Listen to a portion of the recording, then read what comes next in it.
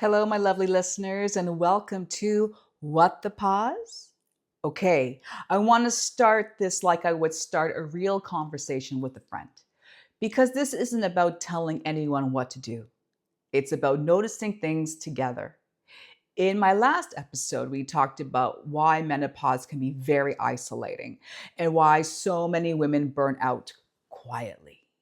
Today, I want to discuss leadership in a more honest but a less polished way. As we know, I don't have the greatest of decorum, but nonetheless, I'm very, very passionate about this. Because for a lot of women, especially us Gen Xers, this stage brings up some uncomfortable questions like, do I still want this? Or I ever actually want this job, position, title? And that doesn't mean something is wrong, right? It just means we're finally slowing down enough to hear ourselves. I've been thinking about us Gen Xers lately. And this is to caution those older millennials as well. Many of us rarely saw women in leadership. If there were women at the top, they were usually the exception. It often had to lead in a very masculine, hardened way just to survive. Even as I sit here today, and I received a layoff notice from the college that I teach. The interim president is a woman who I know. She's personable, honest, and fair. But we're going to find out if she's been drinking the same Kool-Aid as the retiring president. Is she going to break the fourth wall? Or is she going to lean into the pressure of the board of governors who won't do the right thing?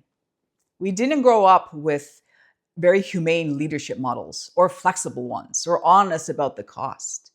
So a lot of us learned leadership by pushing, by proving, by enduring. But menopause has a very funny way of interrupting that. Not dramatically, just quietly. And I know some of us have hit that glass ceiling several times. Is it worth it? Suddenly there are things that we used to tolerate, but the nonsense feels heavier. We don't tolerate bullshit anymore. So instead of asking, why does the system work this way? We always turn it inward to ourselves and says, what's wrong with me?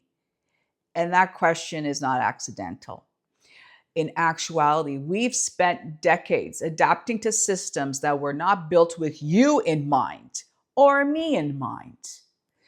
And your body eventually asks for a different pace because menopause doesn't make women leaders worse. If anything, it strips away the ability to pretend.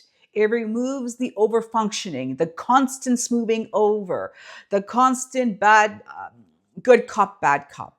Because from the outside, this can look like disengagement.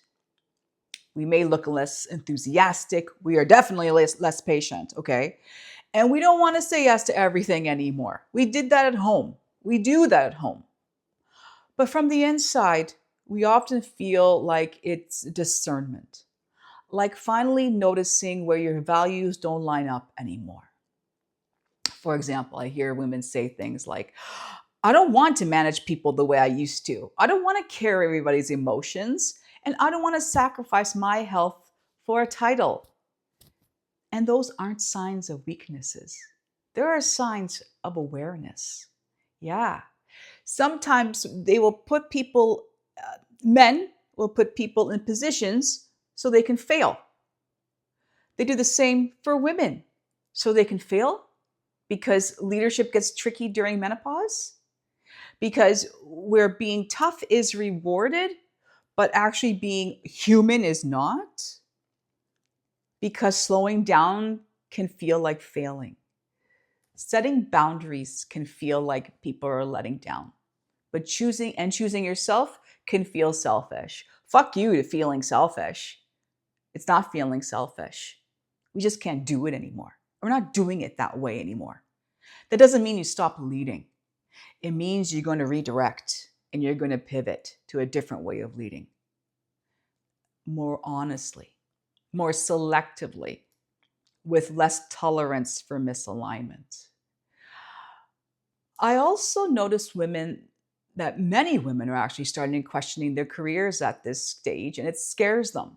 They think, am I losing ambition? But when we talk through it, it's not the ambition that's gone, it's the appetite for depletion. They still want impact.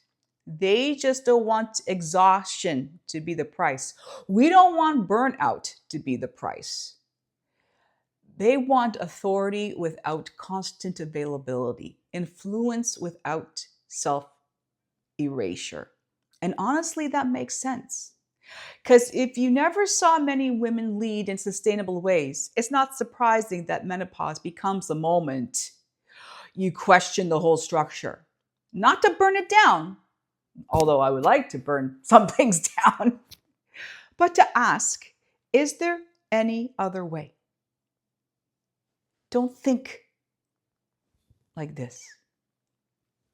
Let's think different ways. Not space to make rash decisions, but you want space to think. You want to sort out what's hormonal. Am I crying because of this, or am I crying because of menopausal mood swing? Or is it situational that you generally are no longer a fit in your role or in the company? Because decisions can be made from panic. Decisions made with clarity come from self-trust. Any self-trust many women were taught to override in order to succeed. You're probably nodding at this right now and listening to say, damn it. This is very unsettling, but I want to say this to you gently. You're not losing your edge. You're refining it. You are not becoming difficult. You're becoming more honest about cost. Remember your worth. And leadership that comes from honesty is often quieter, less performative, but much more powerful. You don't have to disappear to get through this stage. And you don't have to blow up your career to be okay. Sometimes you just need permission to stop leading the way you were taught and start leading in a way that actually works for you now. Does that mean going freelance? Does that mean opening up your own business? Yeah, it may be that. But what about female leaders and menopause awareness? You have the power and influence to introduce menopause support policies and awareness. Why should women have to hide this fact when it could be an open discussion at work? If you are unable to create this awareness, then allow me to come in and show you. If this episode is stirring up something, that's okay. Menopause has a way of surfacing questions we didn't have time to ask before. You're in a transformation, a transition. And maybe for the first time, you get to decide what leadership really means to you. Now, I know there are a lot of women out there that are saying, I am afraid. I'm terrified of leaving my job, having my pension stopped. What do I do? Well, I'm going to tell you my story in terms of I tried becoming a manager where I was. I was very young, and this is back in Toronto during my webcasting days. Now, I say webcasting is exactly what it is. I'm podcasting now. And I remember taking a leap from a cushy job with very low pay and benefits to one where I was thriving as a third employee in a Toronto technical startup. And I was there where I was in control and create policies, quality improvement processes, and also got to know a lot about business too. But I also got to know a lot about how women and men were treated in these different roles. Now, I'm not saying that this is going to apply to all corporations out there and all businesses. Absolutely not. I was in a startup, like I said. We were all 30-year-olds trying to figure out what this webcasting game was all about. And to the three partners that had the business, they made out very well. They made out very well based on how much we performed as a company, as a team in the production space. I know I was working 80 to 100 hours a week at very low pay, but I loved my work. I wasn't married at the time or had kids, but I absolutely loved traveling. I love meeting people. I love being on site. I love just the whole aspect of being a project manager and a technical project manager is that, especially in a male dominated industry at the time. Okay. We're talking 20 years ago. So when I was chosen to become the director of customer service or customer success at the company, I was thrilled because I'd be the first female leader in that company. But then we never really talked about payment or increase or promotion. We never talked about any kind of further incentives or benefits or what have you. It was just a matter, okay, I'm going to take this on and let's make a difference in the company. But no, I was brought on not only to lead, but to also to be tasked to do the everyday work. Now, if you're a leader, you know that you're either a leader or a manager. Okay? You're a tasker or you're an innovator. And I was a tasker at that time. I couldn't innovate because nobody wanted me to. As a female leader at that time, I was told to drink the Kool-Aid and to make sure that I can never show any emotion at work, because I literally had a breakdown where I went to the president, who's a couple of years younger than me, and said, this is not fair. You're putting me in a leadership role, but also a manager role, and I'm still producing events every day. This just, not even a man can do that. Nope, but I did. And then I got to a point where a couple of months later, I said, screw this shit, because clearly I'm being taken advantage of. So I asked to get back to just being the webcast project manager that I was. So that made me very, very happy. But what's going to make you happy? And I want to say to those women out there who are deathly afraid of going on your own, I get it. I get it.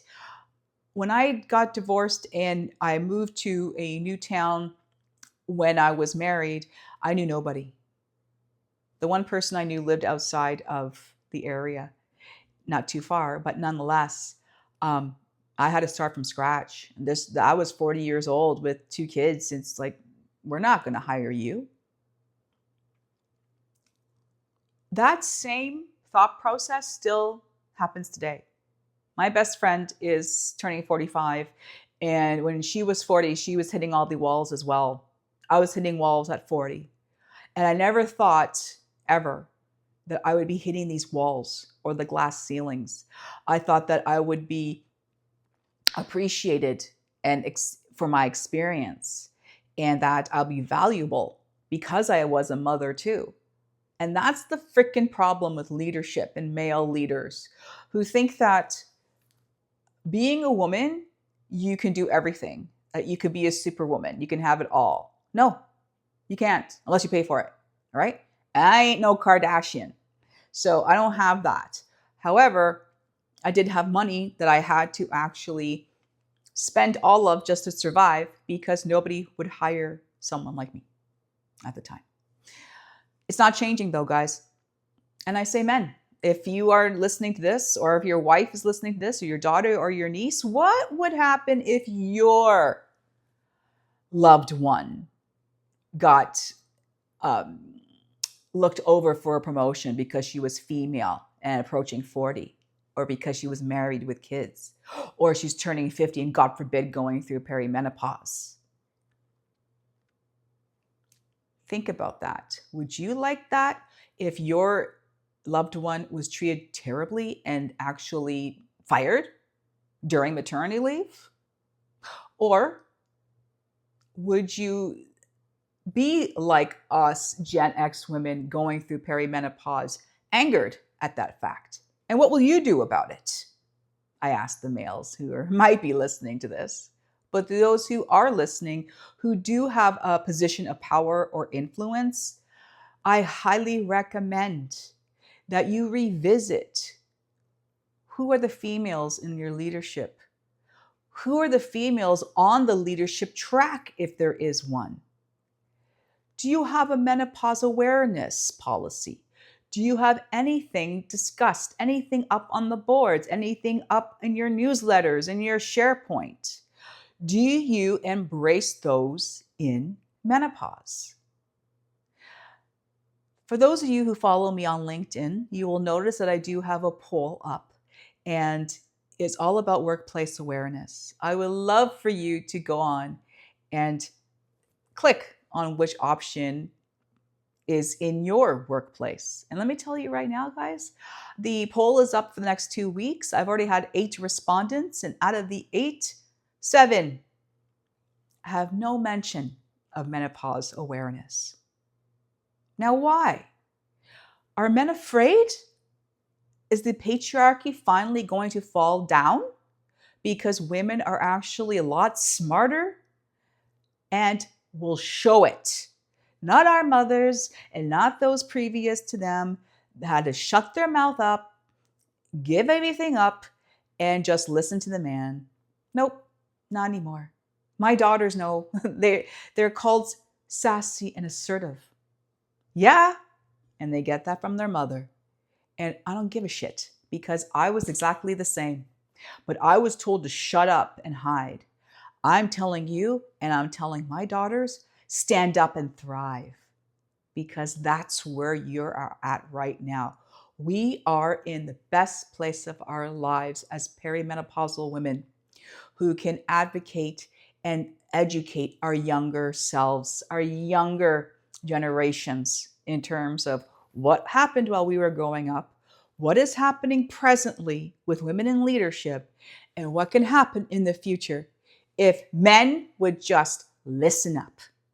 If women can listen up, because I know there's a lot of women out there who hate women, women out there who love MAGA men, women out there who just want to be a trad wife. Do not get me started. That's another discussion point. But I'm going to stop here, and I hope I've given you some food for thought in terms of women, perimenopausal women in leadership. Why aren't they there? What's happening? What can we do to change the stigma? And what male leaders can do to ensure that these women are heard and treated with the utmost respect, kindness, and fairness. I really do hope this resonated with you all, because being a young woman at that time and a feminist, yeah, I'll say it. My mom raised me to be very strong.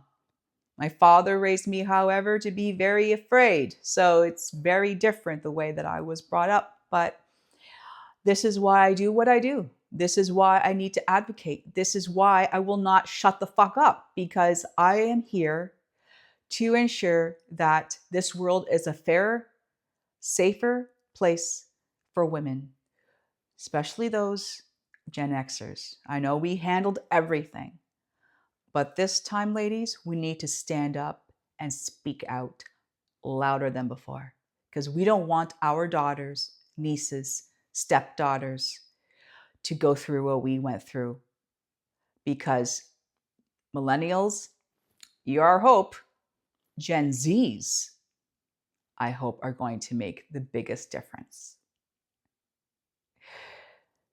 So until next time, be well, be safe, and embrace the pause.